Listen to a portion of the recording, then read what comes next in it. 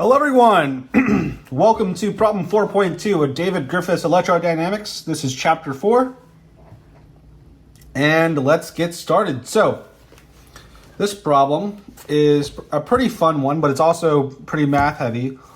It tells us that according to quantum mechanics, the electron cloud for a hydrogen atom in the ground state is given to us by this. So this is essentially a charge density function that tells us, essentially what the charge is for some radius away from the center of the atom, where Q is the charge of the electron, A is the Bohr radius, and it asks us to find the atomic polarizability of such an atom, and it does give us a hint to first calculate the electric field of the electron cloud, and then expand the exponential, e to the minus 2r over a, assuming that r is much, much less than a. So, let me get the book out of the way. So, for this problem, I wrote down this charge density function here. And so it says, and the hint is to first find the electric field of the electron cloud to the hydrogen atom. Now, your mind should immediately go to this equation relating the strength of an electric field, or like the vector, relating the dipole moment induced on an atom by an external field to the external field itself via this polarizability constant.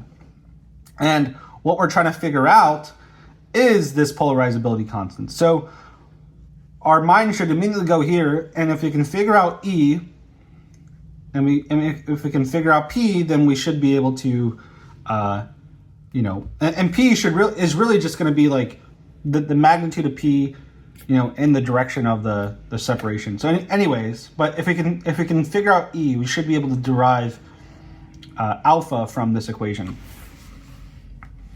So all we have here is just a positive charge plus Q, and then we have a minus, and then we have this sort of a electron cloud, where the charge of that cloud is determined by this equation here. And so to find the electric field, we're just going to use Gauss's law. So, but it's not going to be so simple, but we know that the flux of the electric field through this Gaussian surface is going to be equivalent to Q enclosed over epsilon naught. That is Gauss's law. And our Gaussian surface is just going to be an imaginary sort of sphere that surrounds the entire electron cloud. It surrounds the entire atom at some radius capital or little r here, which I probably should have used a different, maybe a different variable. But anyways, we'll keep it. So our goal here then is to figure out what is the charge enclosed inside of this thing. Well, it's not so simple because the charge enclosed is dependent on this. So we have to basically, this tells us the charge, this is the charge density function. This is like the charge at some radius r. So we basically have to integrate from 0 to the radius of the cloud to essentially get the total charge enclosed in our Gaussian surface. So what we're going to do here is the charge enclosed is the volume integral of rho d tau. This is just the charge, the charge density times the volume. So we can start plugging this into here, and we can pull out constants. So Q over pi a cubed. Those are constants. Then I make this into a triple integral because this is a volume integral. And we're integrating in spherical coordinates because that's the most convenient here. And so we're going to have e to the minus 2r over a. Then the d tau term is going to be r prime squared sine of theta dr prime d theta d phi, where I'm using primes to denote the integration variable because we're going to integrate from 0 to r. So that's why I'm using r prime as the integration variable. Then phi, of course, is going to go from 0 to 2 pi, and then theta is going to go from 0 to pi. So we basically just have to solve this triple integral to determine the total charge. So we have no phi dependence, so the phi integral is just going to be the integral of d phi, which is just going to be 2 pi. So I go ahead and pull that out, I believe. Although, did I lose a factor of... I think I didn't write the pi here, so I didn't write pi here, but I bring the 2 pi out of the integral. Then we're left with the integral from 0 to pi of sine of theta d theta, and then the integral of e to the minus 2r prime over a r prime squared dr. So we're left with that r integral. So the theta integral is, I believe, just going to be 2, because the integral of sine is negative cosine. When you plug in the bounds, what you get is negative cosine of pi, which is minus 1, so you get 1, plus, or you get negative cosine of phi, negative cosine of pi.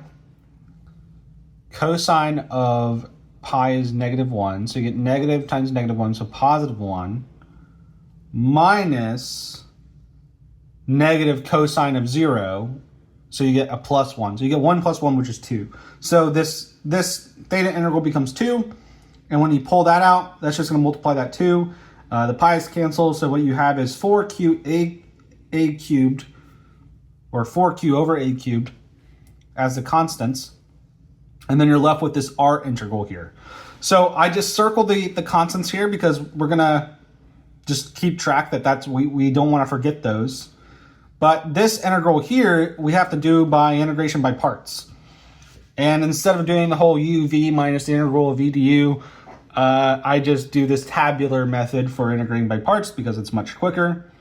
So you pick what you're going to differentiate, and you pick the term you're going to integrate, and you generally want the term you're differentiating to be simpler whenever you differentiate it. So r squared is a good candidate for that because every time we differentiate it, we're reducing it by a factor of r.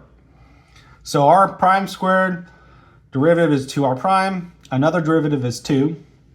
Then e to the minus 2r over a, if we take that integral, we get minus a over 2 because the integral of e to the x, of course, is e to the x, but the integral of e to the a times x is e to the a times x divided by a.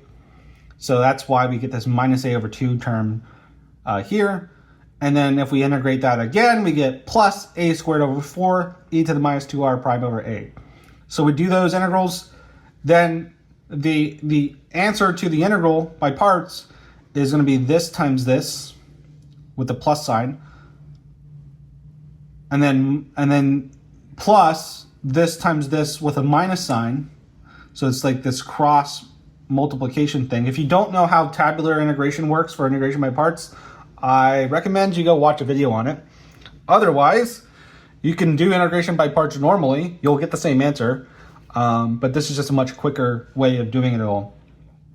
So this times this, plus this times this, plus the integral of this times this.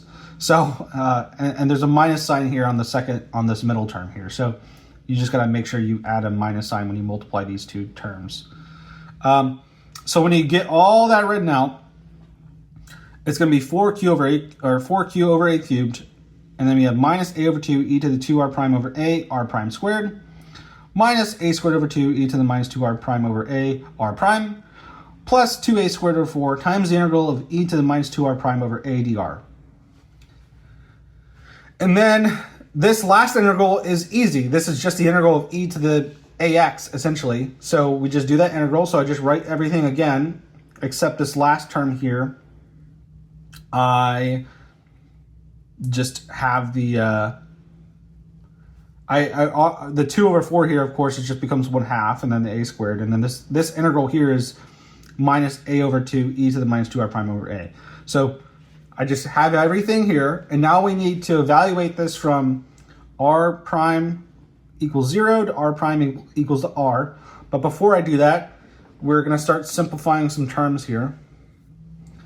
So you can rewrite this as 4q over a cubed, and then factoring out the factors of a over 2, e to the minus 2r prime over a, because that's a and with a minus sign, because those are common factors to all these terms. So when you factor that out, what you're left with is r prime squared plus ar prime plus a squared over 2 inside of the parentheses, when you factor all that out. And then we plug in the bounds. So we're going to plug in r, and then we're going to plug in 0. So what you get when you plug in the bounds is this whole thing here just replaced with r instead of r prime, minus negative a over 2, and this 4q over a cubed is like multiplied by the entire thing, so we're just leaving that outside. But we get a minus for the second part of the bound, negative a over 2, e to the 0 is 1, so we get that. 0 squared is 1, that's 0, and we're left with a squared over 2. So we're just, basically we get a minus a cubed over 4 here, but we're going to also just, we're going to factor out a term of a squared over 2 from both of these terms here. So in the next step, we factor this minus a over 2, or we factor the a over 2 out. So that's going to make it 2 on top and an a squared out there. And we're left with e to the minus 2r over a times r squared plus a squared over 2 minus a squared over 2. And then, let's see, what do we do here? It looks like we are multiplying the a squared into the integral here. Or sorry, not into the integral, but a squared into here. Yeah, we're multiplying the 2 and the a squared in. And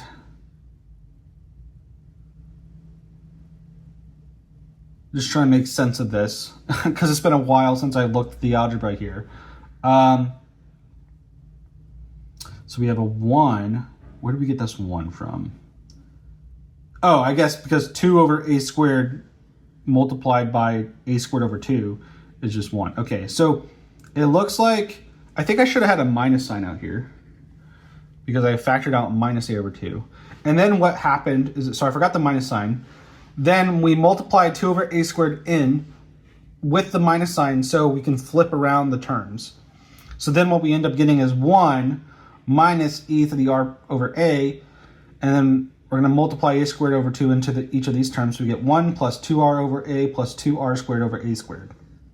And this ends up being the final sort of form I use for the charged enclosed for the rest of the problem. So that was a lot of algebra, but eventually you get into this sort of form. You can have other forms, but we use this form for purposes that you'll see later. So then we can determine the electric field. So E is going to be 1 over 4, the electric field of a charge is 1 over 4 pi epsilon naught. But then Q, the charge here is going to be this term for Q enclosed. We're actually going to use Q times all this over R squared. And then when polarized, the proton will shift to some, the proton and the electron cloud separate by some distance d. So when we're polarized, this R should be a d once it's reached that equilibrium point. So we're going to go ahead and plug in d for R. So we get our electric field. This will be the strength of the induced electric field due to the applied field. Because once we reach that equilibrium point, the strengths of the fields have to be equal, essentially. and opposite, of course. So this will be the strength of the applied field. And then we can Taylor expand e to the minus 2d over a, assuming that d is much, much less than a, which it should be. So Taylor expanding this exponential function here, we get 1 minus 2d over a plus 1/2 minus 2d over a whole squared minus 1 over 3 cubed, 2d over a cubed, and plus higher order terms. So just doing this here, we get 2d over a, 1 minus 2d over a plus 2 times d over a squared minus 4/3 d over a cubed, where I'm just getting the constants out and I'm just keeping things in factors of d over a. Because what we're going to do here is we're going to Taylor expand this term, which is then multiplied by this. And because this is in terms of d over a, we're going to keep the Taylor expansion of this in terms of d over a. And hopefully things will start canceling out or something, and which they will. And it'll simplify this expression more. So then 1 minus e to the minus 2d over a, which is what we have up here, is the same as using this. 1 plus 2d over a plus 2d squared over a squared, where I'm dropping terms as well. Or sorry, 1 minus this times this here. Okay, I see what I'm doing. So we know this is our Taylor expansion. So then this whole term is what I wrote here. So we're going to plug in for e here our Taylor expansion. So we get 1 minus our Taylor expansion, where I stop at the cube term, and then times this term here. So now what we got to do is start multiplying and foiling out these terms here. And so I'm just going to kind of say it, but you can go through and foil this out yourself and see what you get. So essentially what we'll have is we'll have a 1 minus 1 minus 2d over a minus 2d squared over a squared plus 2d over a plus 4d squared over a squared plus 4d cubed over a cubed minus 2d squared over a squared minus 4d cubed over a cubed minus 4d to the fourth over a to the fourth plus 4 to the third d cubed over a cubed plus higher order terms. So that's a lot of algebra there, but if you FOIL that out, you'll get that. And what you get is a lot of cancellations. So the 1 minus 1 cancels, obviously. The 2d over a, the positive 2d over a, so those terms will cancel. The d squareds over a squareds should cancel. The 4d squared over a squared.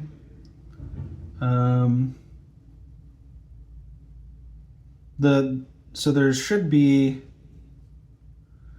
I think what we do here, hang on, let me just make sure.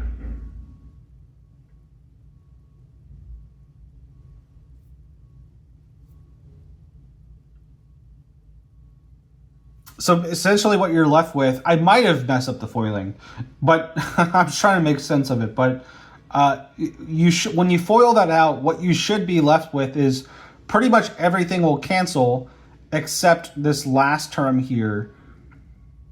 So the 4/3 over d over a cubed should basically be what you're left with.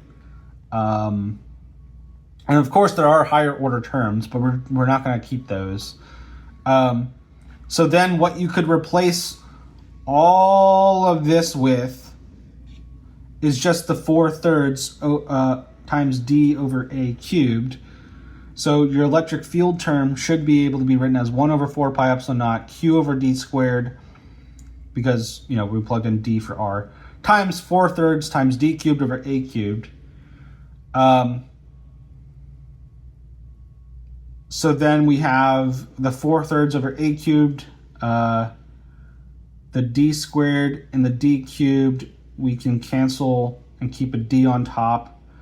But then, so what you're left with is q times d on top. And q times d is just is going to be the dipole moment. So we can replace that with p. and cancel terms. So what we're left with is 1 over 3 pi epsilon naught a cubed times p on top.